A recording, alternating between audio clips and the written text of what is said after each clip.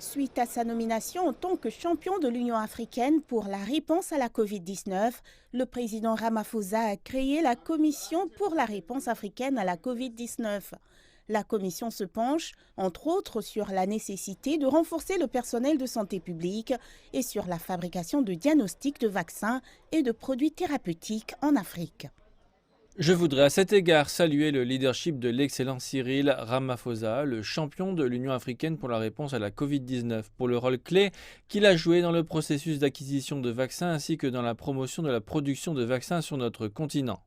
Au cours de cette réunion virtuelle, le président sud-africain Cyril Ramaphosa a remis un rapport sur les progrès de la réponse du continent à la pandémie. Ce rapport n'a pas été rendu public, mais les dirigeants qui se sont réunis lors de cette réunion virtuelle ont délibéré à son sujet. Parmi les questions qui ont été soulevées, on peut citer la façon dont la zone de libre-échange du continent africain a été retardée en raison de la pandémie de Covid-19. Nous reconnaissons que si la Covid-19 a ralenti l'intégration, l'Afrique n'a pas encore enregistré de bons résultats face à cette pandémie.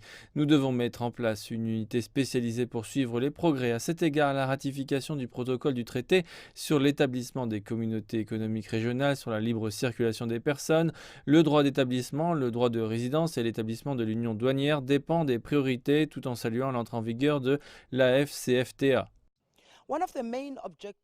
L'un des principaux objectifs de la zone de libre-échange du continent africain est de créer un marché unique, approfondissant l'intégration économique du continent.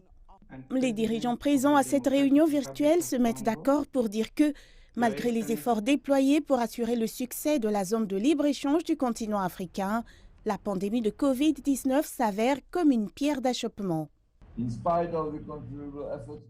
Malgré les efforts déployés par l'Union africaine et les États membres dans la sensibilisation des populations contre le fléau, on s'est rendu compte depuis quelque temps ici et là qu'on pensait à assouplir les mesures nécessaires des populations et pour celles qui sont enregistrées et vaccinées. Le paysage politique présente une situation contrastée dans laquelle nous avons la confirmation de certaines parties à travers les élections organisationnelles pluralistes dans d'autres parties de l'UA et des reculs avec tout changement de gouvernement contributif.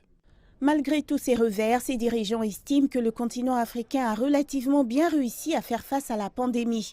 La réunion a également appris qu'un certain nombre de pays africains étaient en train de renforcer leur capacité de fabrication du vaccin contre la Covid-19.